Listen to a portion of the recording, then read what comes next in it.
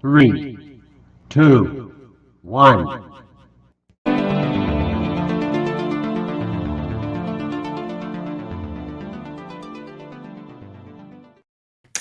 Hello and good morning. Welcome to the Fantasy Football Happy Hour podcast.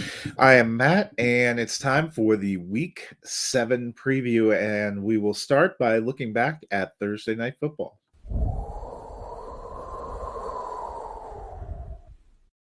There are 6 teams on a bye this week, so every game matters. Thursday night featured the Jacksonville Jaguars at the New Orleans Saints. It was a little bit of a slow start, but it came together at the end. The Jaguars ending up getting the 31-24 victory. Big touchdown from Trevor Lawrence to Christian Kirk in the fourth quarter that got the victory for the Jaguars. Big kind of goal line series for the Saints as they were trying to make their way back. They weren't able to get the touchdown on 4 consecutive plays, one of which a near touchdown pass to Foster Moreau, the tight end, on third down that didn't quite work, and then a couple of vaults to the corner that moves the Jaguars to 5-2. They are opening up kind of a commanding lead there in the AFC South. Meanwhile, the Saints dropped to 3-4. They're still in the race in the NFC South. Big game this week for the top of the NFC South is the Falcons at the Buccaneers. Be curious to see how that turns out. Speaking of big games, it is time. We only have 12 games left this week, one of which is on Monday night. So only 11 Sunday games, 10 during the day, 1 at night. A little bit of a shallower pool this week. Let's dive in and look at my games of the week. First up, we will take the early morning group, and the one that stands out to me is the 5-1 Detroit Lions at the 4-2 Baltimore Ravens. Both these teams are division leaders. Both of them are trying to build on that division lead. The Lions have quite a bit of cushion. Next closest to them is the 2-3 Green Bay Packers. They've done very well, but this is a good stout test for a Lions team that has aspirations beyond the regular season. Meanwhile, the Ravens 4-2, a little bit tighter there in the AFC North. The Browns are kind of on their heels. The Ravens have beaten the Browns earlier this season. They still have the Steelers kind of lingering back there. Bengals always lingering back there. The Ravens have been good, but they've been a little uneven. They've lost a couple of weird games. They lost one to the Colts earlier in the season. They lost that game to the Steelers. So they are going to be looking to get a win at home against a good team. This is one of the marquee matchups of the week. Switching to the later window games, the one that I'm highlighting is the Chargers 2-3 at the 5-1 Kansas City Chiefs. The Chiefs lost on opening night to the Lions, but since then they've rolled off 5 straight. They're opening up quite a lead in the AFC West. The Chargers, meanwhile, 2-2 heading into their bye, came out of their bye, lost a tough Monday Night Football game to the Dallas Cowboys. This is very crucial for the Chargers if they want to kind of stay in the race. The Raiders at 3-3 are sitting a little bit above them and are at Chicago this morning, probably a game they can win even without Jimmy G. If the Chargers were to lose this one, they drop to 2-4. They'll be 2.5 games back of the Raiders for even second place in the division, and they'll be sliding further out of the playoff race. Meanwhile, the Chiefs, if they get a win, 6-1, they're looking like the best in the AFC once again. Sunday Night Football probably has the game of the week, the 5-1 Miami Dolphins at the 5-1 Philadelphia Eagles. I really like what both these teams are doing. The Dolphins have an incredible offense, something we'll talk about a little bit later when I get to my sit starts. The Eagles were 5-0, had a little bit of stumble last week against the Jets. They're home this week. I expect a better game from Jalen Hurts. I think this is going to be a really fun battle. Both these teams have high-octane offenses and some opportunistic defenses. Finally, the Monday Night Football game this week, San Francisco 49ers at the Minnesota Vikings. 49ers, we know Deebo Samuel won't play. It's on the fence whether we'll get Christian McCaffrey or not. If you have McCaffrey in fantasy, you need to make a backup plan. If you don't have Elijah Mitchell or James Mason to handcuff him, make sure you have another option if you want to roll the dice, because we truly are not going to find out until probably tomorrow night. I'm in that same boat. I have just given myself a backup option because the opportunity and upside of McCaffrey, if he plays, is just too rich to avoid. The Vikings, meanwhile, they got a win in Chicago last week, still only 2-4. If they hope to climb back in the race, they were a 13-4 team last year. They've already equaled last year's losses. if they hope to climb back in the race, especially without Justin Jefferson, they're going to need to get a win here. I don't hold out a lot of hope, but you know what? Stranger things have happened. So that's a look at my games of the week. Let's move on to some sit start recommendations for week.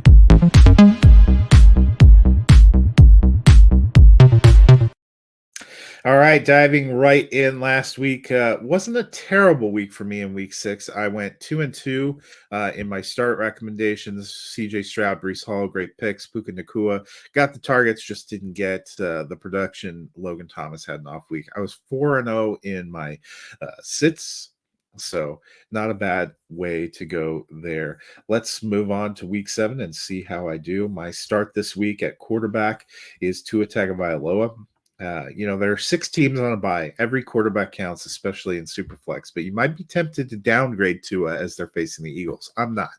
He's QB3 on the season, averaging 21 points per game. With Tyreek Hill in his arsenal, I think he'll be just fine. I'm firing him up. I don't feel the same way about Gardner Minshew. He is the man for the Colts now that Anthony Richardson is out for the season. He is having shoulder surgery. He will not return. We've seen Minshew do some good things in the past, but he struggled in week 6. He only put up 12.6 points, and most of that came in garbage time. Now, this week, he gets a stout Browns defense that stifled the San Francisco 49ers offense last week. I am staying away. I would assume that you might want to stay away too. Going to running backs, my second straight Dolphins selection, I am going Raheem Mostert as a start. We don't know if Christian McCaffrey is going to play. You know what would be the next highest scoring running back this season? That would be Mostert. Heading into week 7, he is RB2 on the season, averaging more than 23 points a game. The Eagles are a good team, but we've seen some running backs do decently well against them. Just last week, Brees Hall finished as RB4.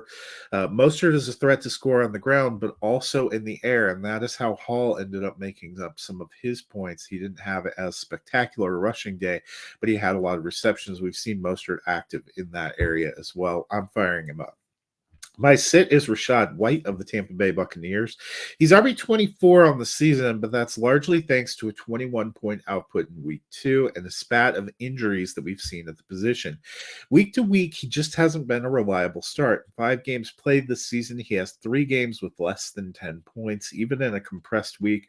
I'm not impressed enough to feel confident that he's RB2 or better, so I am staying away. Wide receivers, my start this week is Zay Flowers. I mentioned how important this game is for the Baltimore Ravens.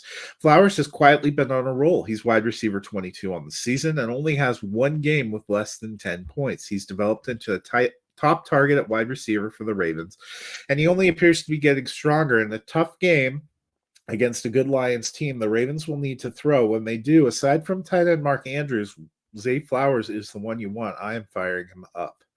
My sit is Gabe Davis of the Buffalo Bills. The Bills' offense has been in a little bit of a funk. Maybe they will improve that heading to New England.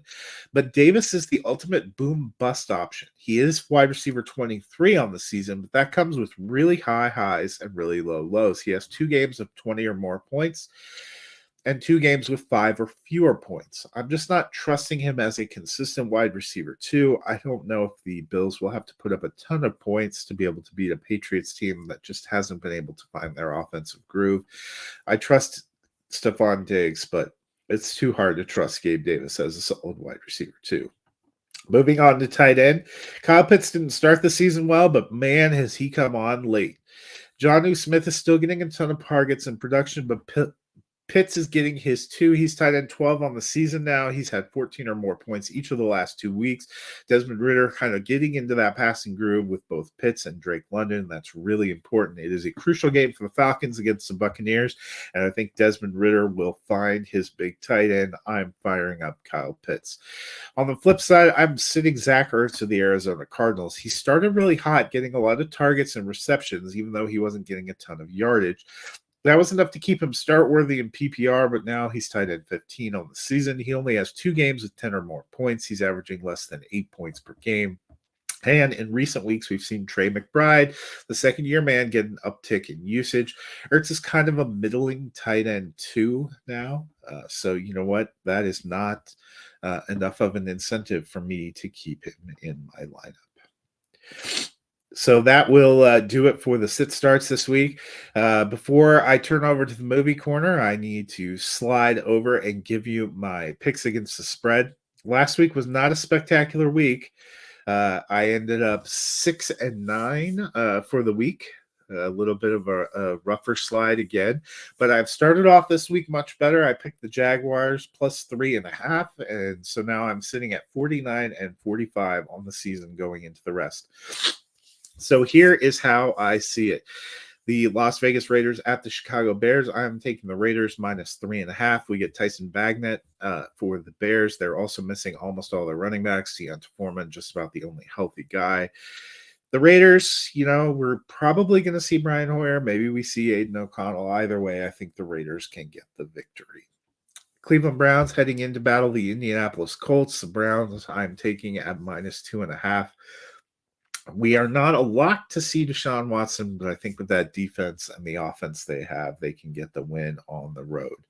Next up, we have the Buffalo Bills at the New England Patriots. I'm taking the Bills minus 8.5. A lot of road teams I like this week. I don't know if that's a good or a bad sign for me, but I think the Bills are the superior team and they will get the victory here. We've seen them against most of their opponents where they've gotten wins. They've won by double digits. 8.5 is a lot of points, but I'm taking the chance.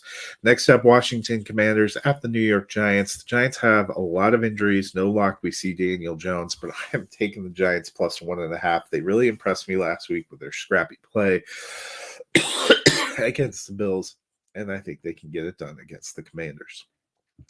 Next up, the Atlanta Falcons at the Tampa Bay Buccaneers. This is really a battle for the top of the NFC South. I'm taking the Buccaneers minus 2.5. I'm not sure. I'm trusting Desmond Ridder, especially with his 0-4 road record. Next up, the Detroit Lions at the Baltimore Ravens. I love me the Lions. I took the Lions in straight up wins, so I'm taking the Lions plus the 3.5 points. I think even if they end up falling, it'll be within a field goal, so I feel pretty good about that one. Next up, the afternoon window games. Pittsburgh Steelers at the Los Angeles Rams. I'm taking the Rams minus 3.5. I know they're minus their best running backs, but they still have Cooper Kupp and Puka Nacua. I like what that Rams team has done, and I'm not sold that the Steelers have enough offense to keep up. Next up, the Arizona Cardinals at the Seattle Seahawks. I'm taking the Seahawks minus 7.5. The Cardinals are really struggling. Probably the toughest game for me, the Green Bay Packers at the Denver Broncos. My head tells me I should be taking the Packers, but I went with my heart and did the Broncos plus 1.5. They are home underdogs, but this might be the week that they get it turned around. One can only hope. Was my game of the afternoon, Los Angeles Chargers at the Kansas City Chiefs. I'm taking the Chiefs minus 5.5. I think Kansas City's on a roll, and they keep that up. Game of the week, Miami Dolphins at the Philadelphia Eagles. I'm taking the Eagles minus 1.5. I think they get a close, tough, hard-fought victory at home. And in the big matchup on Monday night, 49ers at the Vikings. I'm taking the Vikings plus 7.5. I think the 49ers will win the game, but I think the Vikings will keep it a little bit closer, especially with the 49ers dealing with some injuries. I think it's a 3 or a 4-point game. So that is my weekly picks against the spread. Now, before I get out of here, I'm going to end with a little bit of movie corner.